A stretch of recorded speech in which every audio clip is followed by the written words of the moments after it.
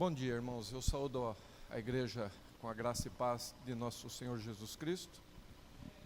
Pediria para aqueles jovens meninos bonitos que se sentassem mais aqui próximos. Temos muitos lugares aqui. Eu queria começar a conversa hoje fazendo duas advertências aos irmãos. Depois eu vou me apresentar um pouquinho, mas eu preciso começar fazendo isso. Eu, apesar de ter essa barba branca, eu sou muito jovem, não é? Então eu tenho um espírito meio irreverente. Os irmãos, por favor, entendam que isso faz parte, inclusive, de um jeito meu de ser e de um jeito de tratar alguns problemas. Os problemas que nós vamos tratar aqui, eles são, como o pastor Gilson disse, apaixonantes e contundentes. E eu poderia ficar aqui 50 anos falando e não iria esgotar tudo aquilo que é tratado no tema. Então, de uma maneira bem suave, bem tranquila, eu gostaria de conversar com vocês, certo? Se essa fosse uma conversa lá na academia, alguém ia me apresentar assim: eu sou o Paulo, e isso que eu vou falar é verdade, tá? Eu sou o Paulo Lisboa, eu sou graduado, mestre em física, sou doutor em ciências pela Universidade Federal de São Carlos, tenho 2 pós-doutorados, um no Brasil, um outro na França, e tenho uma tese depois de livre docência na área de nanobiomedicina, uma coisa mais ou menos assim. Eu tenho uma formação teológica no Instituto Mackenzie não completa, na antiga Escola Superior de Teologia do Mackenzie. Numa época em que eu estava tentando fazer teologia e doutorado ao mesmo tempo, aí não deu muito certo, muita coisa para fazer, mas eu vou retomar num projeto dos meus 50 anos. O pastor tem me acompanhado nesse meu projeto aqui. Ontem eu fiz 49, então é o ano que vem que vai acontecer isso, não é? Mas eu não vou contar, ano que vem vocês voltem aqui, vocês vão ver. E eu estou dizendo isso porque na academia a gente se apresenta assim. Eu ando muito pelas igrejas e ando muito, tanto falando para um público quanto para o outro. Isso significa que eu apanho dos 2 lados, não é? Mas, apesar de ter essas coisas, eu me vejo como um servo e, sobretudo, como um missionário. As pessoas acham que eu sou um físico que fala na igreja. Eu me vejo ao contrário. Eu sou um missionário que trabalha dentro da igreja, com todas as agruras e as dificuldades que existem nisso. Mas isso foi o que Deus escolheu para mim e o que eu coloquei para a minha vida, certo?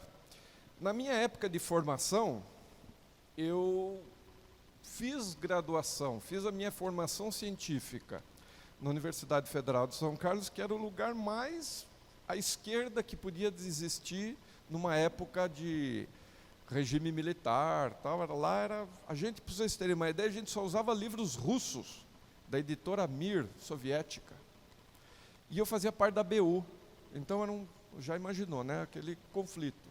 E Deus usou aquele tempo, foi usando para me preparar, e eu não sei, eu acho que foi um tempo muito difícil para mim, em termos de conflitos, mas hoje eu acho que eu sou o que eu sou, não porque eu seja grande coisa, mas porque às vezes eu consigo falar conhecendo bastante os 2 lados, tá certo?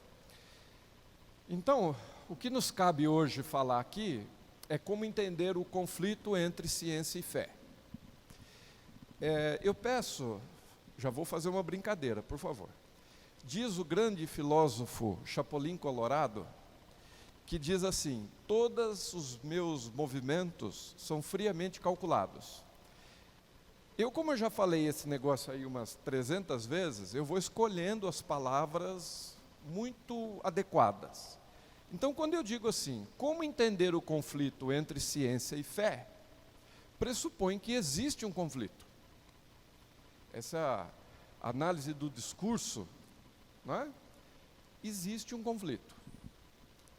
Agora, até que ponto esse conflito é ruim, até que ponto ele mexe conosco enquanto cientistas e enquanto cristãos, mas, sobretudo, até que ponto esse conflito me levaria distante de Deus.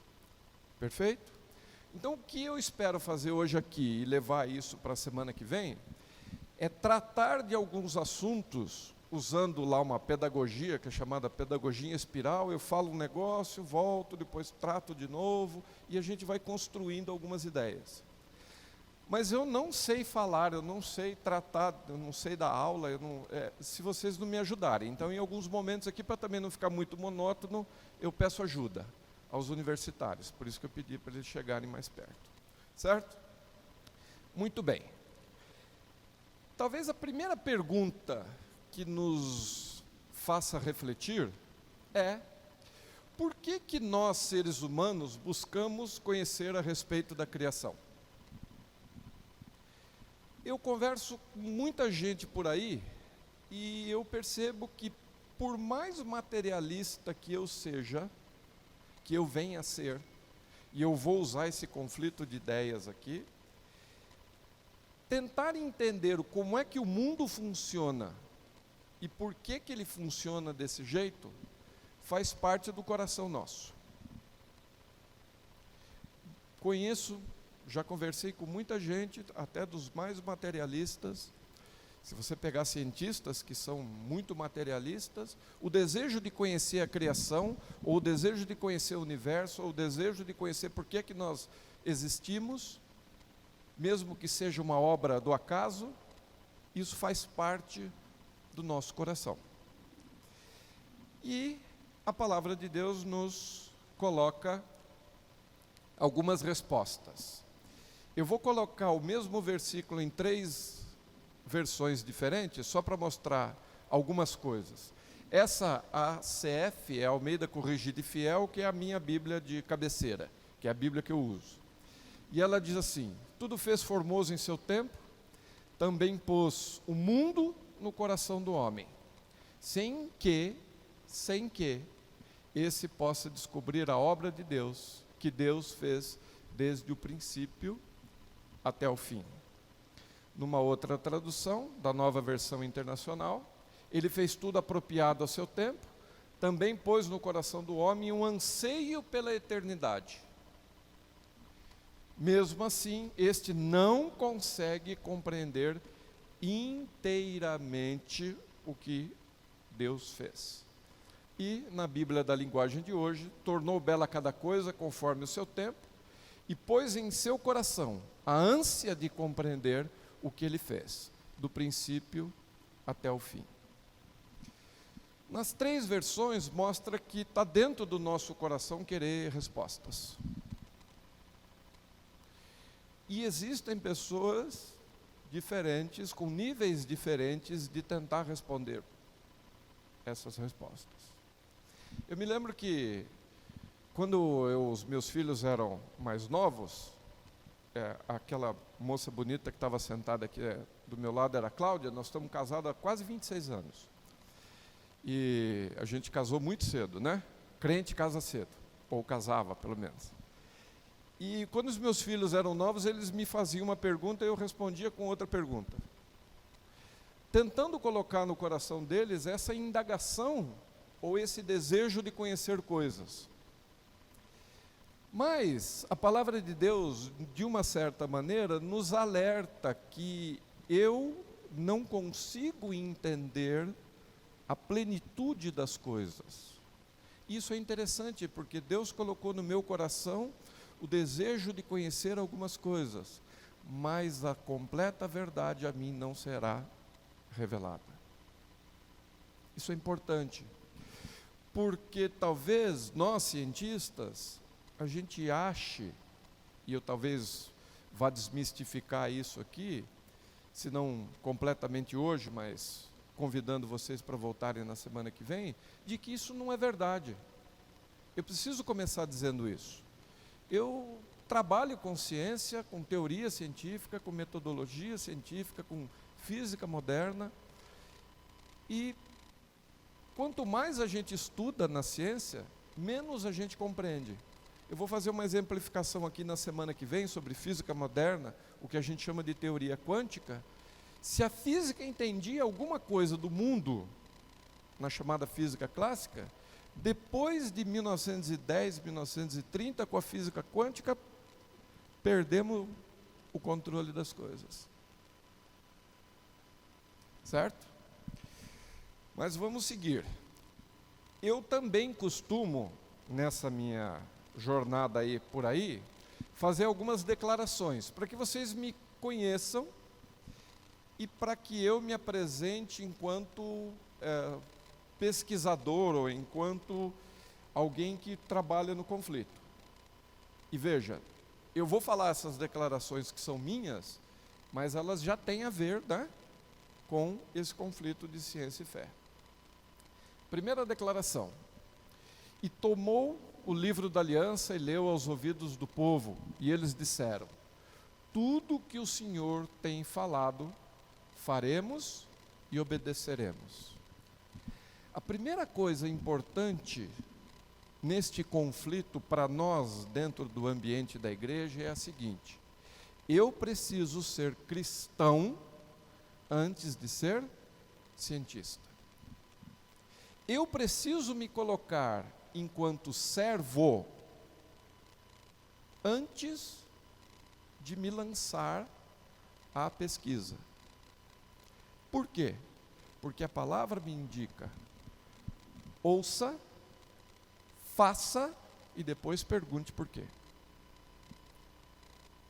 Eu conheço algumas pessoas que descobriram a Jesus dentro da universidade, conheço várias delas. E elas souberam chavear, mudar a sua postura. Isso é muito bonito. Eu acredito que isso seja verdade. E não titubeio. E busco tentar estudar coisas. Perfeito? Segunda declaração. Ora, fé é o firme fundamento das coisas que se esperam e a prova das coisas que não se veem. As minhas experiências da minha família com Jesus me deram condição de dizer: eu acredito, depois eu vou tentar entender. Mas essa é a minha fé, eu acredito nisso. A palavra de Deus me mostra que eu tenho um firme fundamento naquilo que eu espero de futuro e naquilo que eu não preciso ver. Continuando um pouquinho, eu também preciso dizer que eu entendo a Confissão Batista de Londres, de 1689, como aquela que eu adoto. Isso tecnicamente me faz um batista calvinista, alguém que segue o sínodo de Dort e os 5 pontos do calvinismo. Não vou entrar nem de longe nessa seara, mas eu preciso dizer isso, certo? E depois nós vamos tratar um pouquinho disso, estudando um pouquinho sobre filosofia da ciência, eu me alinharia mais ou menos com um modelo de ciência de Thomas Kuhn, onde eu gostaria de que vocês olhassem aí a ideia de que a ciência trabalha com modelos e fatos, que para que seja ciência, alguma coisa tem que ser falseável, ou seja, só é científico aquilo que é passível de ser detectado como errado, falso, e a partir daí construída uma nova verdade. Kuhn trata de alguma coisa como paradigmas, talvez a gente fale sobre isso semana que vem, e outro terreno pantanoso é sobre a isenção da ciência. Vou fazer um pequeno parênteses para vocês pensarem. Nós temos a impressão de que a ciência ela é isenta. Isso é uma discussão infinita dentro da academia. A ciência não é isenta. Em primeiro lugar, porque o meu salário depende de quanta ciência eu faço. Eu tenho um salário que eu recebo como professor, na universidade, mas parte do meu salário depende de quanta ciência eu faço, quantos artigos científicos eu publico, quantas aulas eu dou, então já não é isento. Essa é a primeira coisa. E em segundo lugar, não só pelo meu salário em si, mas pela minha cosmovisão, aquilo que eu acredito. Nós vamos tratar disso. Se eu acredito que a ciência agrega valor e ela responde todas as coisas, eu trabalho assim. Isso já não é isento. Quando eu me mudei para Bauru aqui, eu morava num prédio e um dia eu estava descendo no elevador e tinha um cartaz assim, sobre uma podóloga, alguém que trabalhava nos pés, né? Com calas e tal. E dizia assim, o método científico definitivo para os pés. Se é científico, acabou. Não tem conversa, é o melhor. Não é? Por isso que falar que é científico agrega valor. Isso não é verdade.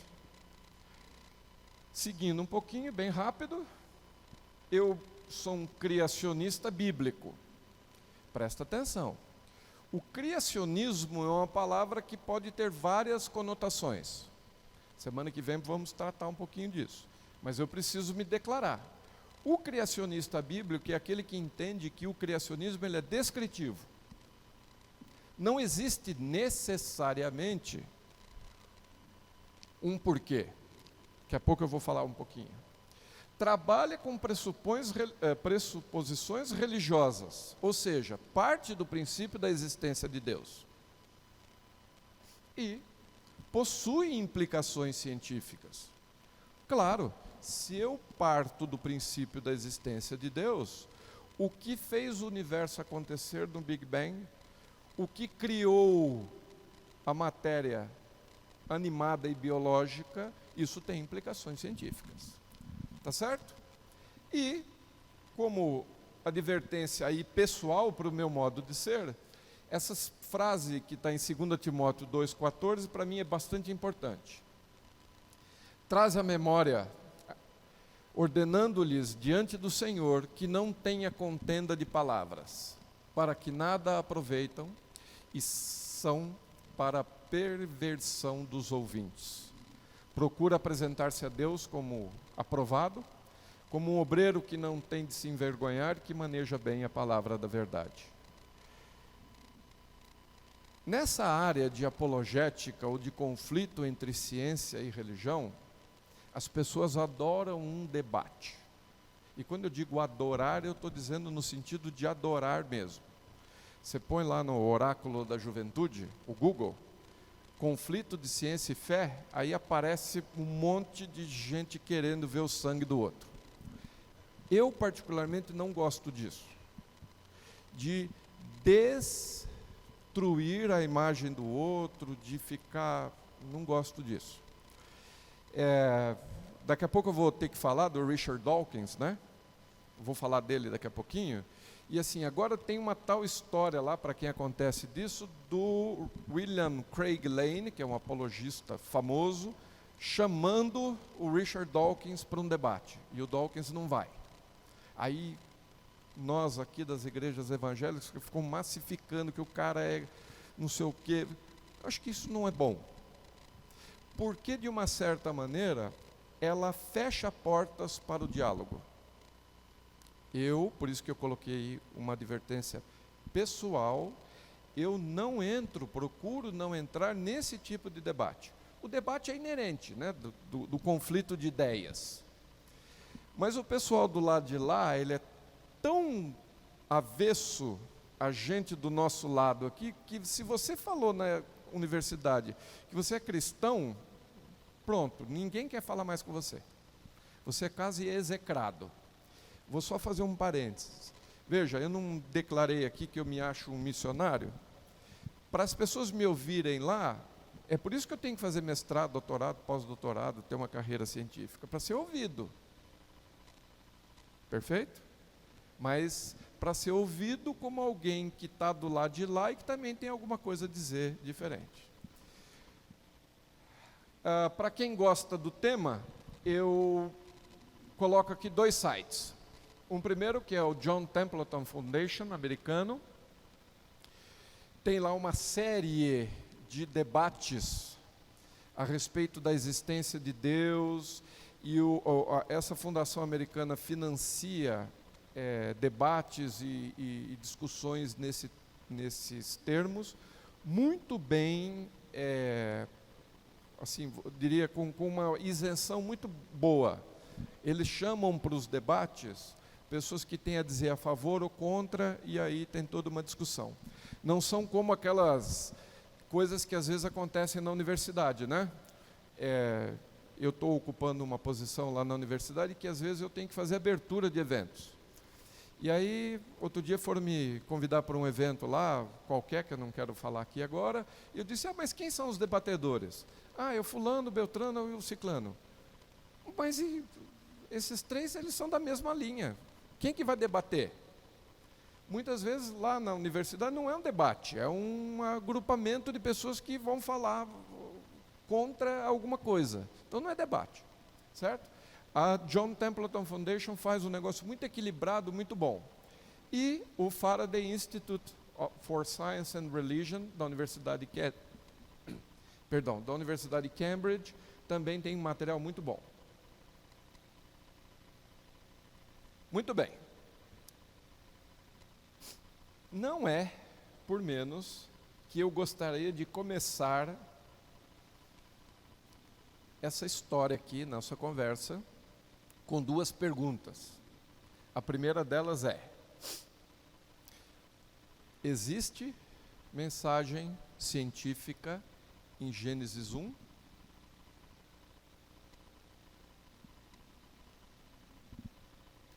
Pergunta número 2. Pode a ciência fornecer prova, por favor, preste atenção nas palavras, prova significativa sobre a existência ou não de Deus?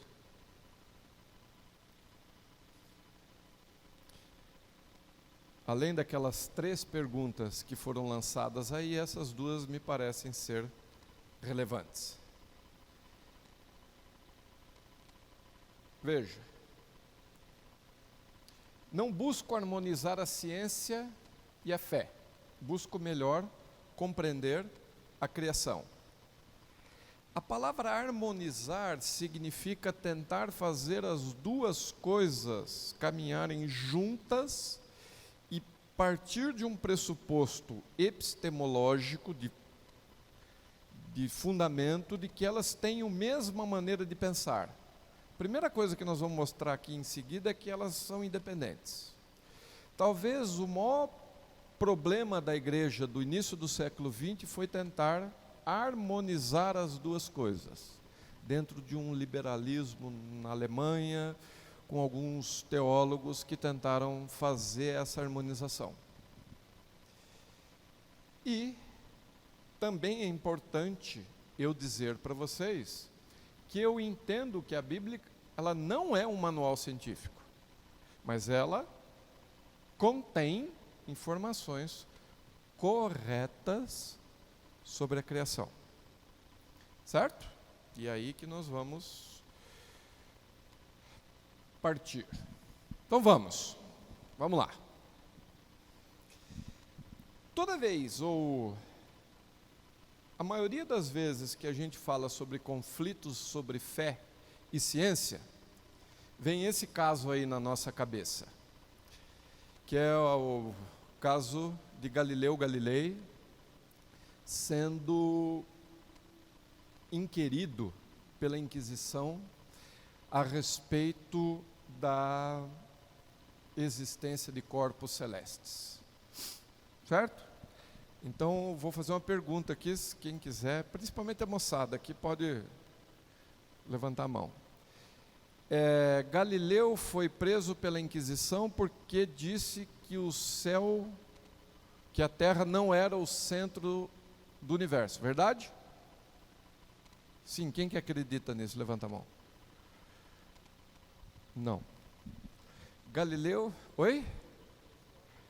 O Galileu foi preso pela Inquisição porque dizia, ou disse, de que não havia a transformação de pão em vinho, e o vinho em sangue, em corpo de Cristo no momento da missa.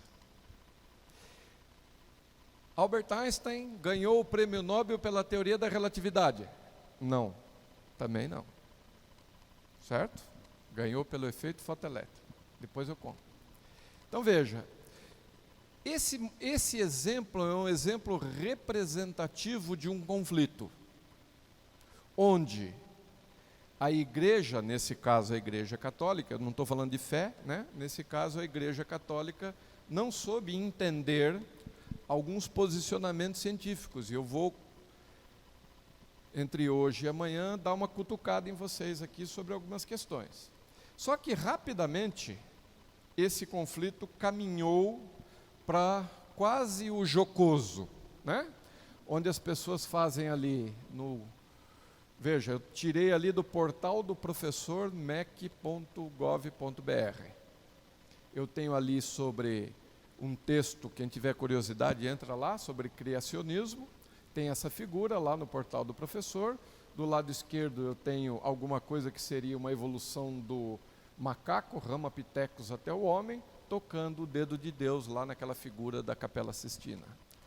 Ou uma situação assim muito interessante. O método científico é que ele diz assim: aqui estão os fatos. Em quais conclusões podemos chegar? E o método criacionista é: aqui está a conclusão. Quais são os fatos que encontremos ou podemos encontrar para suportá-la? Esse quadrinho aqui eu vou usar como um alerta, ou como uma situação que mostra que os métodos são diferentes. Existe conflito entre ciência e fé? A princípio não, porque eles têm métodos e objetivos diferentes. Tudo bem? Tá? Agora, como é que a gente estuda isso? Precisa ser estudado isso? Para os jovens universitários. E tem uns espalhados por aí, mas eu vou falar com esses aqui que eu conheço mais. Maneja bem a palavra como um obreiro aprovado. Tem que conhecer os dois lados, porque a advertência que o pastor Gilson falou é muito correta. Os meninos que estão ali e as meninas mais na segunda fileira, que estão dentro da universidade, no primeira semana que você cai lá dentro, tudo aquilo que você aprendeu ou que lhe foi ensinado vai ser colocado em prova. E eu vou dizer uma coisa de todo o coração: pelo simples fato de tirar você daquilo que você acredita, porque não vai ser colocado nada no lugar. Eu prometi para a Cláudia a hora que ela saiu aqui, porque ela sempre me fala que eu tenho que tomar cuidado com algumas coisas, mas eu não resisto. Eu falei para a Cláudia que eu não ia falar o nome de ninguém, mas eu vou ter que falar. Quando eu vejo a Ellen, que está sentada aqui na minha direção, que está terminando o curso de matemática e que preservou a vida enquanto cristã íntegra, lá dentro, ela não faz ideia, mas ela não sabe o quanto eu oro a Deus pela vida dela. Porque é aquela pessoa que fica ali ouvindo todo aquele arrazoado de coisas e, como obreira aprovada, entende que aquilo que é posto para ela, dentro desse conflito, não abala a sua fé. Muito bem. Bom, então agora vamos trabalhar, num primeiro momento, com esse jogo de palavras. E o que é que um trata, o que é que a fé trata, e o que é que a ciência trata. Tudo bem? Eu gostaria de fazer hoje essa questão, num primeiro momento, essa questão de diferenças. Vou colocar uma aplicação, talvez, lá no Big Bang, na cosmologia, e semana que vem trato um pouquinho sobre neurociência e sobre biologia. Não é bem teoria da evolução, mas é por aí. Tudo bem? Então, olá. O que diz, ou como é que a teologia ou a fé trata das coisas. Alguém pode me dizer, aí lendo, essa questão está colocada lá no profeta Abacuque, depois está colocada lá em Hebreus. Como é que a teologia trata de eu enxergar o mundo? Através do quê? Uma palavrinha, 2 letras. Trata através da fé. Muito simples. Trata através da fé. Por isso que eu iniciei a minha conversa aqui, dizendo a respeito das minhas experiências. As experiências do Djomir são dele, da Ellen é dela, pastor Hugo são deles. Mas todas elas mostram a firme convicção daquelas coisas que eu não vejo e das coisas que há de vir. A teologia, embora exista uma ciência da teologia muito bem estabelecida, que a gente estuda lá no seminário, com arqueologia, com exegese, com literatura, mas ela parte de um pressuposto. É o pressuposto do aceitar, através das minhas experiências pessoais, resumida na palavra fé. Muito bem.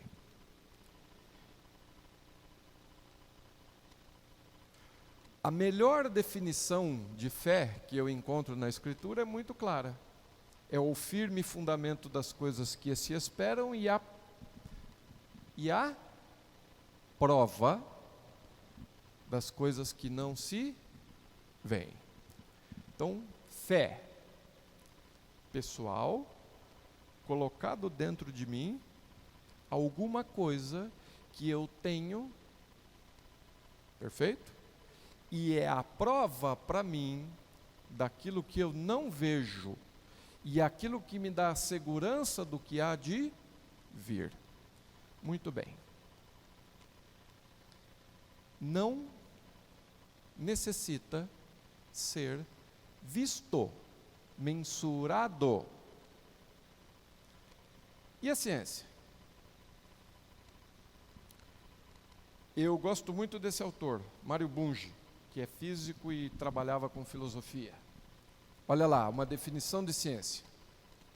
A busca crítica de ou para a utilização de padrões nas ideias, na natureza e na sociedade. Uma ciência pode ser formal, como a lógica, como a matemática, trabalha com conceitos, mas a ciência ela pode ser fatual, como a física e a biologia. A ciência, então, na física e na biologia, na astronomia, na cosmologia, trabalha com fatos. Trabalha com fatos. Ou seja, existe a necessidade de procedimentos empíricos. Experimentação. Eu vou, espera um pouquinho aqui, não queria pegar um celular, mas dá a sua Bíblia para mim. Não, celular, se eu derrubar é muito... A Carol está aqui, ela vai lembrar dessa história lá na sala. Eu pegava uma garrafinha d'água e fazia assim. Se eu soltar essa Bíblia aqui, alguém tem alguma dúvida de que ela vai cair? Por quê? Primeiro porque todas as vezes na vida que eu vi alguém fazer isso, o objeto sempre caiu. Muito bem. Perfeito? Ou seja, a experimentação fez eu ter uma certeza de que, diante do fato de experimentar, muitas vezes ver objetos caindo, eu crio uma certeza de que todos os objetos soltos caem. Mas alguém falou aqui sobre a gravidade, lei da gravidade. Lá a gente fala o campo gravitacional. desculpa fazer a pergunta, mas alguém já viu a lei da gravidade? Alguém já viu o campo gravitacional? Mas eu consigo medi-lo, eu consigo interagir com ele. Desculpa, eu vou falar um palavrão aqui. A lei da gravitação universal é força, Gzão, produto das massas sobre o inverso do quadrado da distância. É uma lei, certo? Vou repetir, G, constante da gravidade, produto das massas, M1, M2, pelo inverso do quadrado da distância, 1 sobre R ao quadrado. Mas eu não vejo isso é uma lei. Mas veja, como é o inverso do quadrado da distância e o produto das massas, massa da Bíblia vezes a massa da Terra, eu meço isso, mas eu só meço interagindo. O que é que eu quero fazer com isso? Veja, tem campo gravitacional aqui? Eu não sei. Agora, eu vou saber se tem campo gravitacional. Vou soltar. Eu precisei medir. Por quê? Porque a lei do campo gravitacional diz, o produto das massas, massa da Terra vezes a massa da Bíblia, tem uma interação, tem uma medida, tem um fato, e esse fato é um observável, eu estou observando. Ou seja,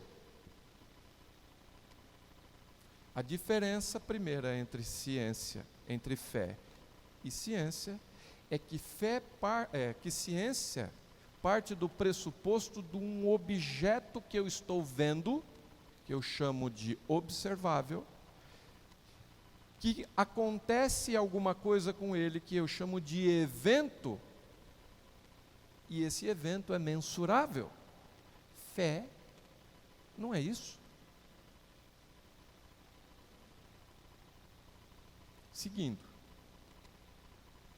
Outra definição de ciência é a aplicação, por favor, preste atenção, sistemática de métodos de investigação e de cuidadosa análise lógica ao estudo de objetos e ainda ao corpo de conhecimentos produzidos através desses meios. Para concretizar os seus objetivos, a ciência recorre a um método que é aplicado a um objeto. Estudando um objeto, através de um método, chegamos ao corpo de conhecimentos próprio de cada ciência. Conceitos, leis, teorias. É diferente. Para construir a ciência, pelo menos a ciência clássica, a física clássica, a mecânica clássica, a física, eu preciso experimentar. Isso é chamado método empírico. Observar. A fé não pressupõe isso. Então eu volto à pergunta: existe conflito entre as duas coisas?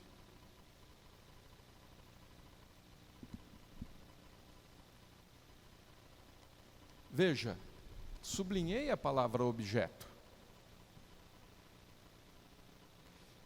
Na definição de fé, das coisas que não se veem.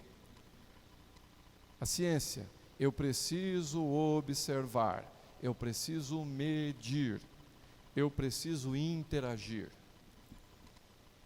O método científico chamado de Galileu, ele tem 4 ou 5 pressuposições. A primeira delas é a observação. Eu vi a pedra caindo. 2, reprodução. Olha para mim, por favor. Ver uma pedra cair uma vez não faz uma teoria científica. Eu preciso ver 1, 2, 3, 4, 5. Certo? A ponto de eu pegar o iPhone 6 do Djalmir, novinho, que ele ganhou de Natal, e dizer assim: Djalmir, posso soltar? Ele vai falar para mim: não, porque vai cair. Precisa de estatística, de repetição, para eu formular uma teoria. Elaboração, matematização daquilo. E comprovação. Veja, a ciência precisa de comprovações. Resumindo, por favor, Para que a gente entenda o que é ciência, hoje, eu preciso entender que eu preciso de um objeto que é visto e que faz alguma coisa várias vezes. Caiu várias vezes. Depois eu, por um pensamento indutivo, eu digo, não é só a Bíblia que cai, qualquer coisa cai. Esse é o chamado método científico. Que eu, de antemão, pelo rigor da profissão, tenho que dizer que esse negócio de reprodução já não é bem assim. Mas veja como é interessante. Olha como a ciência é interessante. Isso aqui é um copo de... Quase todo mundo aqui sabe que a água é composta de uma molécula de H2O que contém oxigênio e hidrogênio. Muito bem. Alguém viu aí o hidrogênio? Estranho, né? Ah, mas ele é medido. Tudo bem. Ele é medido. Mas todo mundo aqui aceita um fato de que a água é composta por moléculas de H2O, H2, 2 hidrogênio e 1 oxigênio. E eu não acredito, me desculpem, duvidar de vocês, mas eu não acredito que vocês estiveram, todos vocês, num laboratório científico, olhando e medindo moléculas de hidrogênio e de oxigênio. Mas vocês aceitam.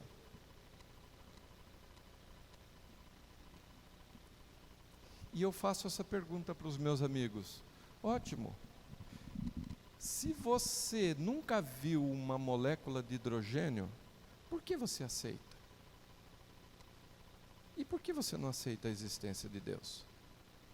Não é aceitar a mesma coisa? Não é uma questão de crença?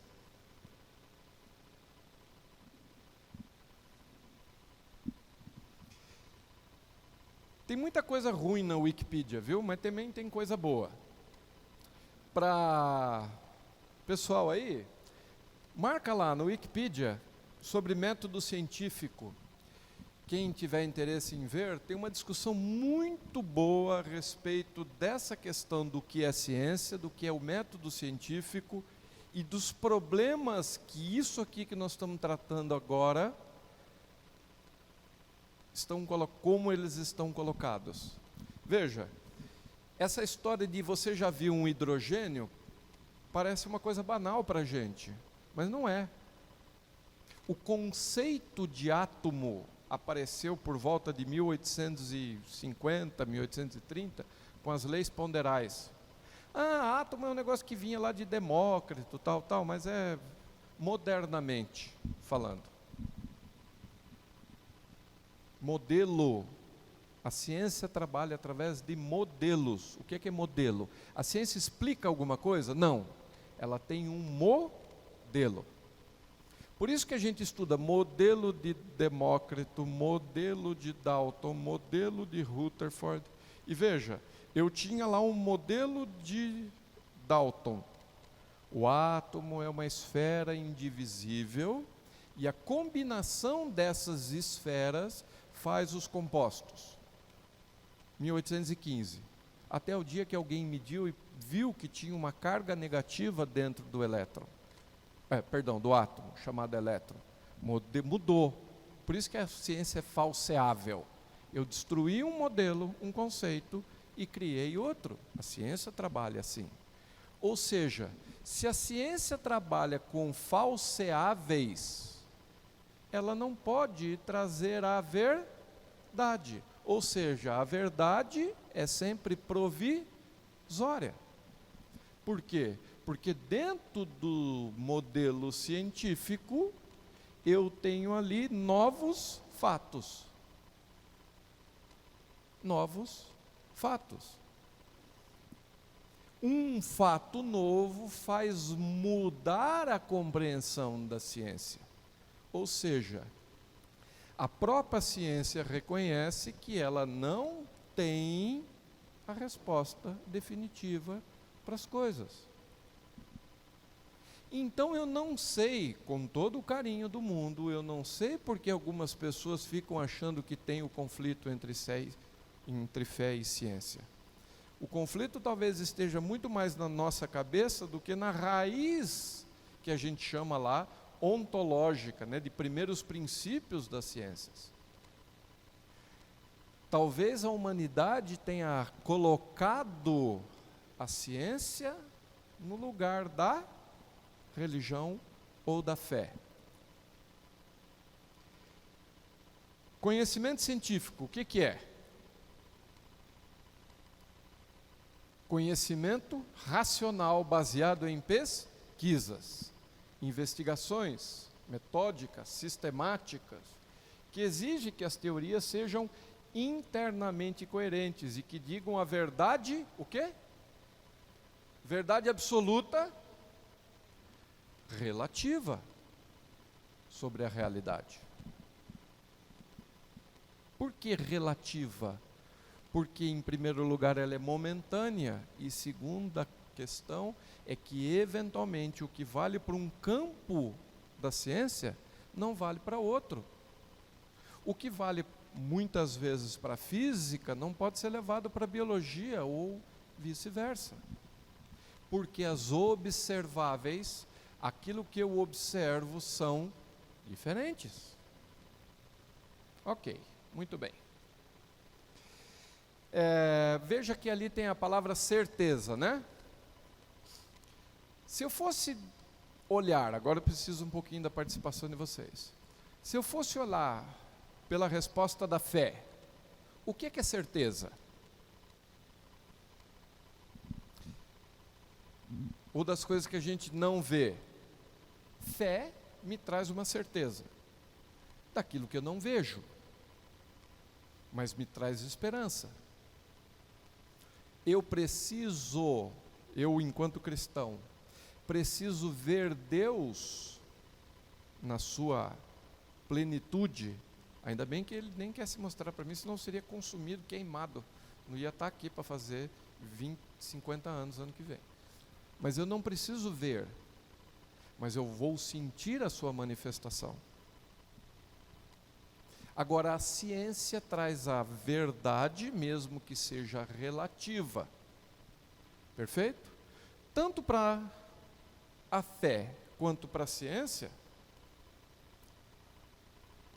a questão de ter certeza ou ter dúvida é um estado mental, psicológico. Certeza não é algo que me traz uma verdade absoluta. Certeza é uma categoria psicológica.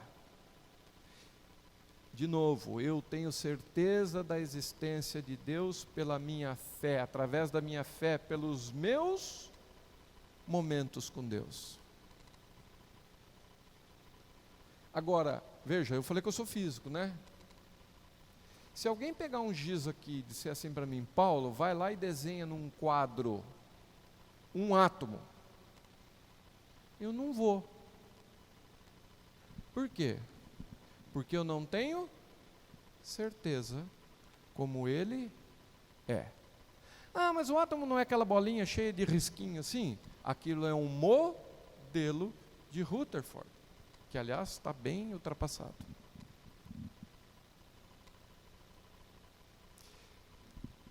A primeiros princípios, a religião me dá certezas.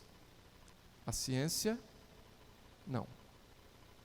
Ela momentaneamente explica algumas questões. Ah, tá bom. Então vamos lá. Existe conflito? Ah, parece que existe, porque tem tanta gente que fala que as pessoas ficam brigando aí, mas pelo que eu ouvi um pouco, parece que uma coisa é uma coisa, outra coisa é outra coisa. Já vou deixar vocês, daqui a pouco a gente abre para perguntas. Mas veja, não sei se dá para enxergar ali, temos no meio das duas bolas uma intersecção que diz assim: busca pela verdade. Ah, tudo bem, mesmo que ela seja relativa para a ciência e absoluta para a religião. Perfeito? Então veja, busca pela verdade do lado ali da religião. Eu faço isso através de Deus, da espiritualidade, de dogmas, de fé, de crenças. E através da ciência, eu faço isso com o conhecimento, com a lógica, com a racionalidade e com o método científico. Mas ambas buscam a verdade. E nós acabamos de ver que a fé me dá a certeza absoluta. E a religião, e a ciência me traz uma verdade relativa. Eu gosto muito dessa frase, que poderia ser uma frase de alguém religioso. Eu mesmo, embora não tenha pensado nessa frase, gosto muito dela. A ciência trabalha na fronteira entre o conhecimento e a ignorância. Alguém sabe quem escreveu essa frase? Uma pessoa que é extremamente contra a religião, inclusive. Mas é interessante, porque quem assiste a série Cosmos, relançada recentemente, no comecinho do segundo episódio, o Neil Tyson fala isso. Reconhece de que a ciência não tem verdades absolutas. Mas por que tem esse conflito? De onde é que tem isso? Muito bem. Se a gente for voltar um pouquinho lá na história, nós passamos por uma época em que, de fato, a igreja buscava, por questões de domínio econômico, histórico, ela buscava dominar todas as questões, inclusive as informações. Em algum momento, as pessoas começaram a querer ter acesso ao conhecimento. E aí buscaram, fora dos dogmas da própria igreja, não estou falando de fé, estou falando de igreja, e aí começaram a aparecer aquelas pessoas que queriam saber da natureza experimentando. Eu vou pôr uma transparência aqui, por favor, prestem atenção na imagem. Antes de eu falar qualquer coisa. Quem assistiu O Nome da Rosa, do Humberto Eco, quem não assistiu, recomendo fortemente que assista, vai perceber que em algum momento lá tem um embate entre duas ordens religiosas católicas. Os dominicanos, que querem prender os livros, e os franciscanos, que querem lê-los. O Sean Connery faz o papel de William de Baskerville, e o menininho lá é o Hudson de Melk. Retrata um pouquinho essa época aí. Veja que eu estou falando de um sacerdote franciscano chamado Roger Bacon, que inaugura, dentro da filosofia e da filosofia da ciência, um negócio que chama empirismo. Ou seja, eu quero experimentar as coisas. Na figura direita lá, chama a atenção de vocês alguma coisa? Parece uma imagem descompromissada, né? Mas o que ele está fazendo? Isso aí está na Universidade de Oxford. O que ele está fazendo? Está segurando o quê? O globo. Está segurando o mundo. Ou seja, eu, homem, agora quero descrever e possuir o mundo. Nós estamos falando de alguém que é religioso. Então, o que diz o empirismo? A observação da natureza e a experimentação como fundamentos do conhecimento natural. O que a igreja, não a fé, o que a igreja me dizia, não basta. Eu quero ver com os meus próprios olhos. Eu quero experimentar. Mas no fundo, o que eu quero é dominar o mundo. E aí esse conflito começa a caminhar nos séculos e vem para esse livro interessante, que nós vamos falar um pouquinho dele semana que vem. A Origem das Espécies, do Charles Darwin. Onde as pessoas creem que o Darwin, ele queria então destruir Deus e queria dar o conhecimento da verdade à humanidade, de que nós descendemos de seres inferiores, ou símios, ou temos um ancestral comum. Darwin era biólogo, né? Não. Darwin era teólogo. E a aproximação dele com a biologia ou com esses temas tenha talvez, se a gente estuda as biografias de Darwin, tenha se dado muito mais depois que a filha dele morreu, jovem, criança, do que com a viagem do Beagle. Agora eu vou falar uma coisa aqui, por favor, que talvez choque vocês, mas eu conserto isso semana que vem. Mas é para eu ter o público semana que vem aqui, né? Se não conto tudo aqui, vocês não vêm semana que vem. Aí o pastor não vai me pagar o café no final do culto. Veja, a teoria da evolução, ela nasceu de Darwin? Ou deste livro? Não. Ali eu coloquei um quadrinho, que eu vou voltar na semana que vem, e diz assim: o conhecimento naquela época sobre as diferentes espécies dizia, através de um biólogo chamado Jean-Baptiste Lamarck, que dizia: o ambiente causa as transformações. Fazendo um barateamento, mas é assim. Por que a girafa tem o pescoço comprido? Porque de tanto esticar o pescoço para pegar o alimento mais lá em cima da... Está cheio de biólogo aqui, eles vão me jogar pedra depois. A girafa tem o pescoço comprido porque ela tenta ficar pegando a graminha lá em cima. Graminha não, os gravetos lá em cima. O que o Darwin estava dizendo é o seguinte: o ambiente, ele não causa as transformações, ele seleciona os mais aptos. E quando Darwin falou isso, ele não tinha nenhum conhecimento de biologia molecular, de bioquímica e tal. Certo? Mas com certeza Darwin, quem gosta de ler, tem uma biografia de Darwin, o naturalista atormentado, com toda certeza, quem fez esse negócio acontecer com o impulso da teoria da evolução foi o Thomas Huxley, que é o chamado Bulldog de Darwin. Ele foi a pessoa que impulsionou essa história da teoria da evolução, da maneira com que nós aceitamos, da maneira que nós entendemos. Tá certo? Talvez o principal defensor para tirar do domínio da teologia ou da igreja essas ideias e passar para o conhecimento, passar para o domínio do conhecimento natural. Nós estamos falando do final do século XIX, quero caminhar rapidinho um pouquinho para o século XX.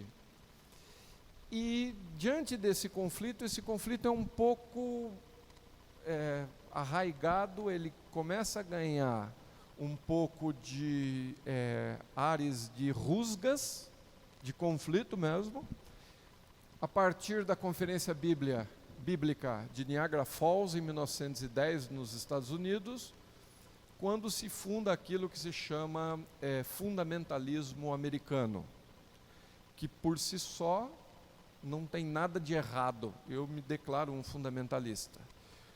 Saiu lá da Conferência de Niagara 5 coisas que eu creio que todos nós aqui concordemos.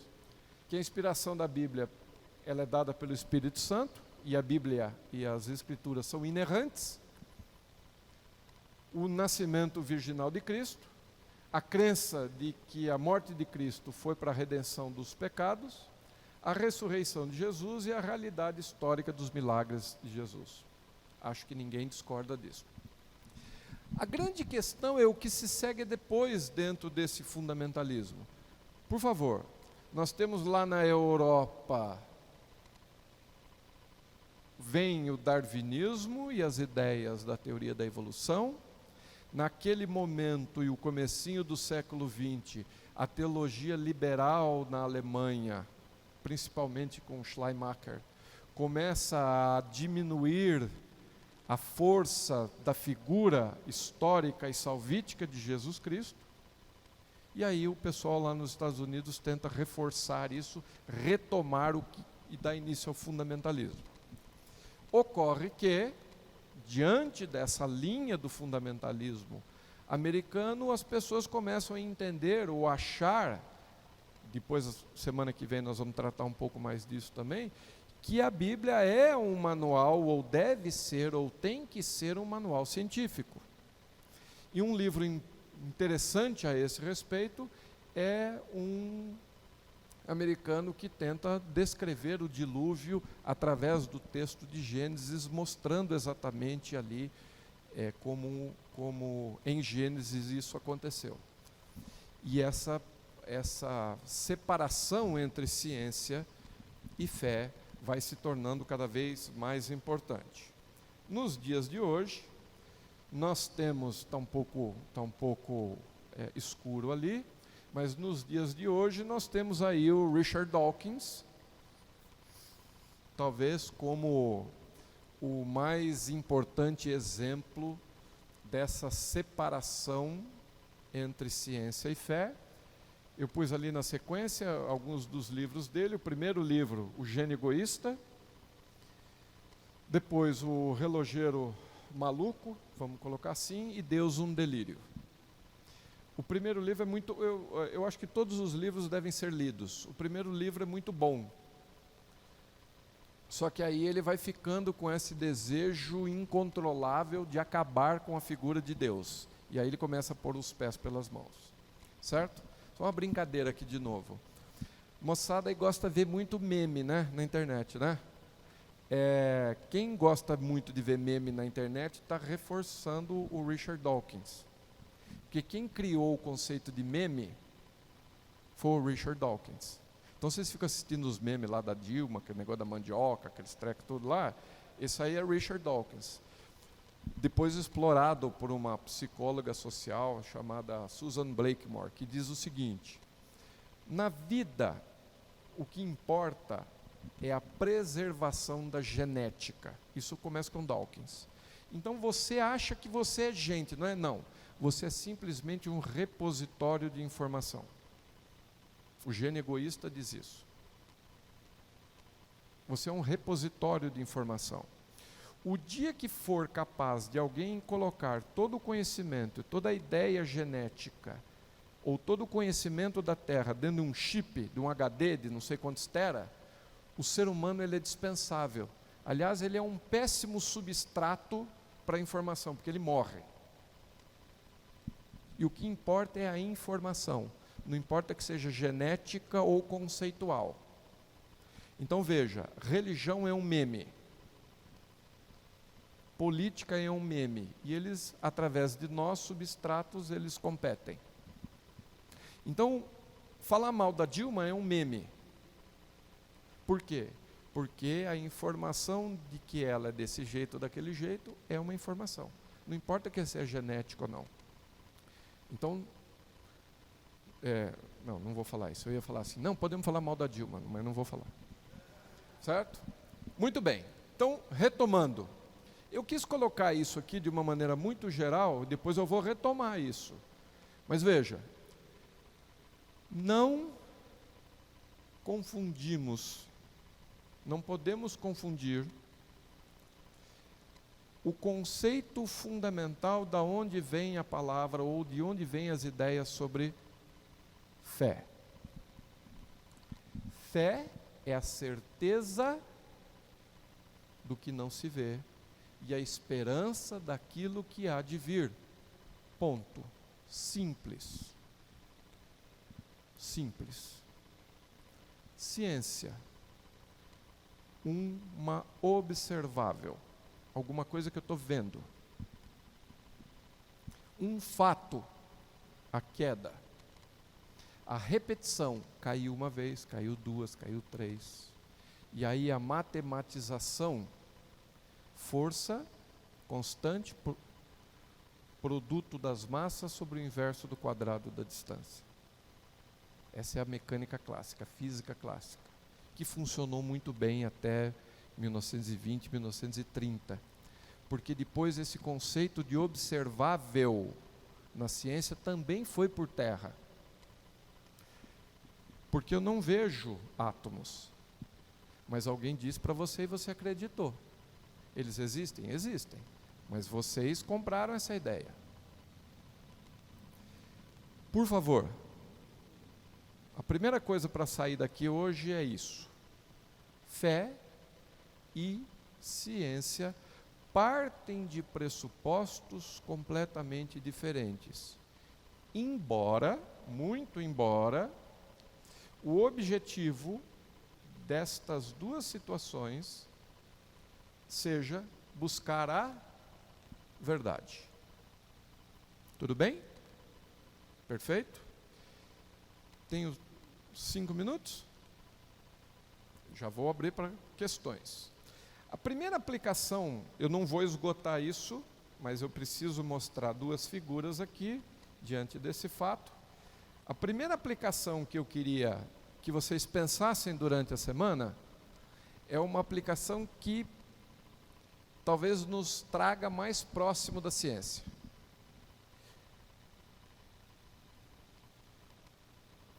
Preste atenção, por favor, nas palavras. A Bíblia narrando a criação. No princípio, Deus criou o céu e a terra. E a terra era sem forma e vazia, e havia trevas sobre a face do abismo. E o Espírito de Deus se movia sobre a face das águas. E Deus disse: haja luz, e houve luz. Por favor, o que está escrito lá em cima? A Bíblia narrando a criação. Isso é uma narrativa, que o texto bíblico diz: Fiat lux, fez-se a luz, e o universo começou. Do ponto de vista, se eu for um pouco mais, pensar um pouquinho mais, antes do face a luz, Deus já existia. O agente criador do universo foi Deus. E isso é revelado através da Escritura. E eu tenho nesta palavra fé. Perfeito? Veja. A ciência discutindo a criação.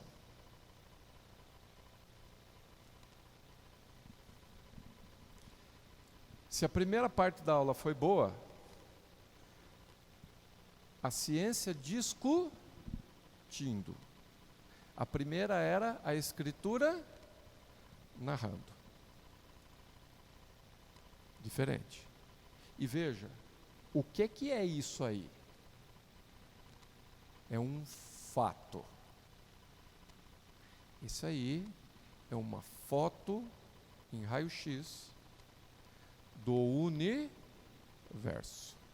É um fato. Eu preciso, enquanto cientista, dar conta deste fato. Dá para perceber, por favor, as diferenças? Eu, Paulo, sou cientista. Eu tenho que olhar para essa figura e tentar explicá-la. Discutir o que é, como é que chegou, como é que foi, como é que não foi. Mas veja, eu enquanto cristão, que eu sou antes cristão do que cientista, o que levou a este fato foi a ação sobrenatural de Deus. Qual é o problema? Tirado lá do site da NASA. Tem algum problema com isso?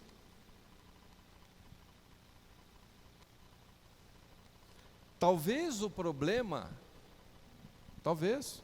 problema esteja entre eu tentar usar métodos científicos para explicar a fé, que não dá, ou tentar explicar através da fé algumas coisas que são científicas.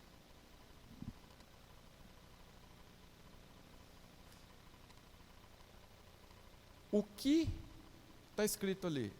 A revelação, a Bíblia, ela está fazendo o quê? Mostrando a criação.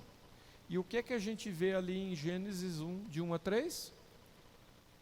Existiu um evento.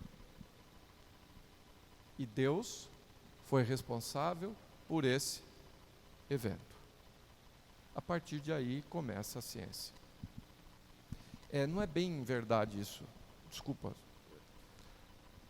Eu vou mostrar uma figura, se a gente voltar ao tempo, segundo a ciência de trás para frente, tem um limiar de 10 a menos 43 segundos, que parece que é muito pouco, mas é verdadeiro. É chamado tempo de Planck, a partir da onde as leis da física não valem. Então, entre o criou-se e 10 a menos 43 segundos, uma fração muito pequena, a ciência também não explica. Mas, enfim.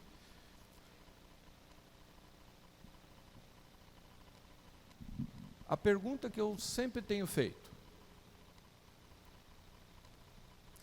a ciência pode provar que isso não é verdade?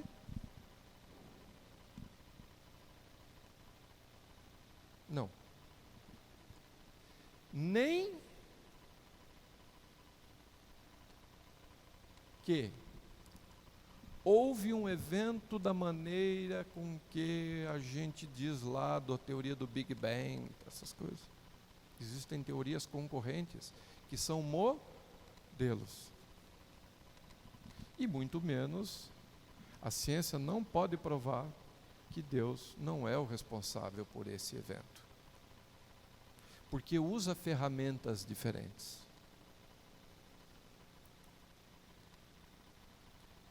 Existe algum meio empírico, experimental? A gente viu que a ciência precisa, realizar uma medida, uma observável, que contradiga aquilo ali? Não. Talvez o homem, na sua ânsia de dominar a natureza, tenha excluído Deus e colocado a ciência no lugar. Eu fiz aquela brincadeira. Todo mundo compra a ideia de que a água é feita por H2O, porque a ciência disse. A minha sogra tem uma frase que é engraçada, mas ela é... Sempre quando tem algum conflito ali, que as pessoas estão discutindo isso, ela diz assim: o que a ciência diz? Que é como se fosse assim: vamos acabar com a conversa, o cientista aí fala e acabou a conversa. Coitada, é aí que começa a conversa, Porque não tem explicação, Principalmente duas mulheres começam a debater o negócio. Tem algum jeito de parar essa discussão? Só se você mandar para o shopping, aí pode ser que... Com cartão, é verdade, tem razão. Sem cartão elas não vão. A pergunta para a ciência é: olha para essa figura. Por favor, veja que ela não... Eu não entendo muito bem o que é aí, não tem problema, mas veja que ela não é muito homogênea, A parte azul escura é frio e a parte amarela ou vermelha é calor.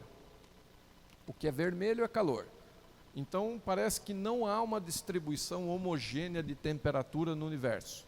Isso tem algumas implicações bastante grandes sobre a cosmologia. Agora a pergunta é: o universo é ou está assim? Por quê? O que eu quero dizer com isso? É ou está? Trocando o verbo aí faz alguma diferença?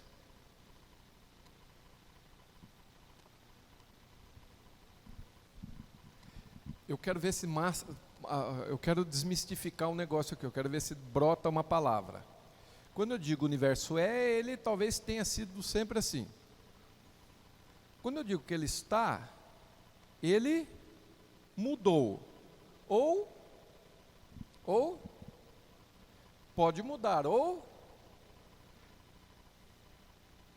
evoluiu para isso. A gente não tem que ter medo das palavras, certo? Ou ele evoluiu para isso. Faz diferença, porque para mim, se eu penso no momento da criação, Deus, ao criar o universo, Ele pode ter criado o universo do jeito que ele já é, ou Ele pode ter criado o universo e a partir de um certo momento o universo evoluiu. Existem evidências experimentais de uma coisa ou de outra? Eu vou tentar passar isso 5 minutos, depois a gente abre para conversas. No momento tem 2 hipóteses. Uma que já perdeu, uma que ainda tem força, que é o átomo primordial, e uma outra com menos força, perdeu um pouco força, que é o estado estacionário.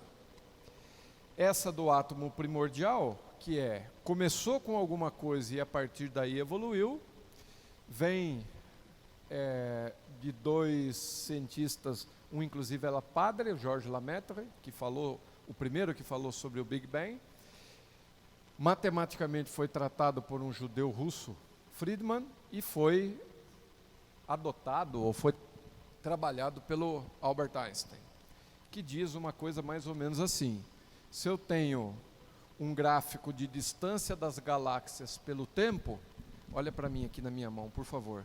Se o universo está em expansão, a distância relativa entre as galáxias deve estar aumentando.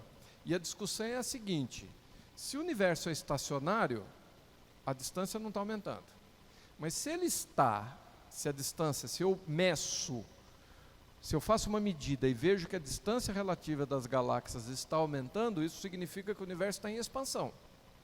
Mas eventualmente eu posso fazer a medida e o universo, e a distância entre as galáxias está diminuindo, ou seja, o universo está implodindo, ao invés de estar se expandindo. Tá? E, em 1929, mais ou menos,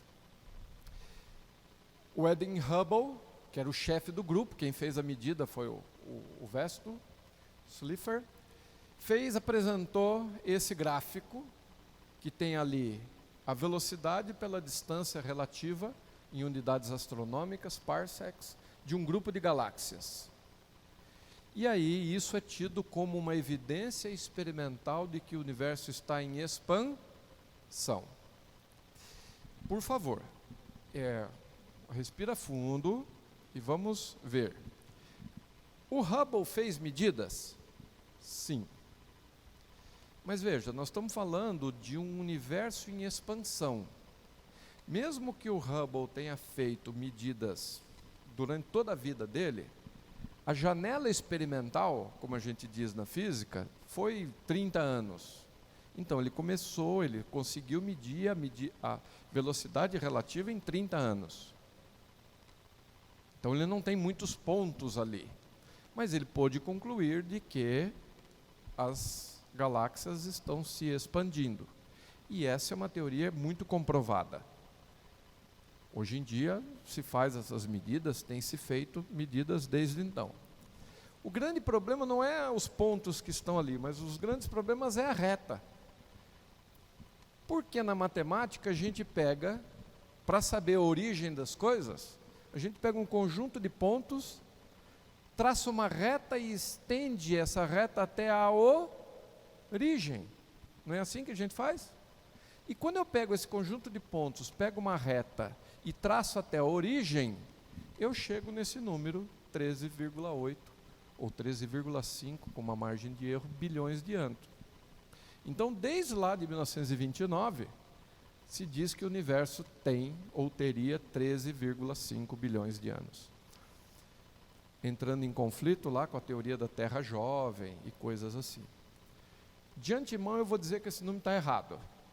Esse método de estender a reta até a origem, até mesmo para a física já se percebeu que está incorreto. E eu não quero entrar nessa discussão aqui, mas se alguém perguntar, eu posso até falar um pouquinho. Hoje em dia, esse negócio está muito complicado, porque alguns anos atrás se começou a discutir a existência ou não de matéria escura e energia escura no universo. Porque a gravidade, né? Gravidade se mede ou existe através de massa. Se eu tenho no universo massa escura, que eu não vejo pelos telescópios, mas ela existe em grande número, todas as contas, toda a teoria gravitacional que eu fiz vai por terra. Então, hoje em dia, eu só queria colocar uma frase aqui, eu vou voltar para isso semana que vem, mas eu queria colocar uma frase aqui de 20 dias não, alguns meses atrás, sobre essa questão, para passar para as perguntas. Uma frase aqui, puxa vida, tá, sobre essa questão da massa e da... Deixa eu bater o dedo aqui então.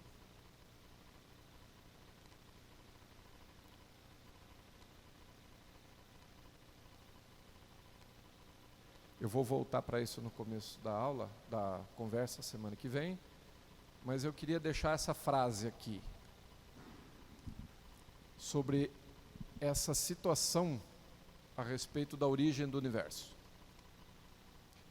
Nossa teoria atual, apesar de constrangedora lacuna de não compreendermos a correta natureza da matéria escura ou da energia escura, tem sido testada com grande grau de precisão. Alguém vê alguma coerência ou incoerência lógica nessa frase? Só para deixar essa provocação.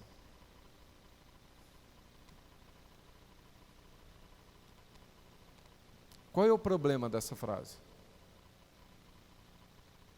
Como é que eu testo com grande grau de precisão uma coisa que eu não sei o que é? Olha que problema para a ciência, né?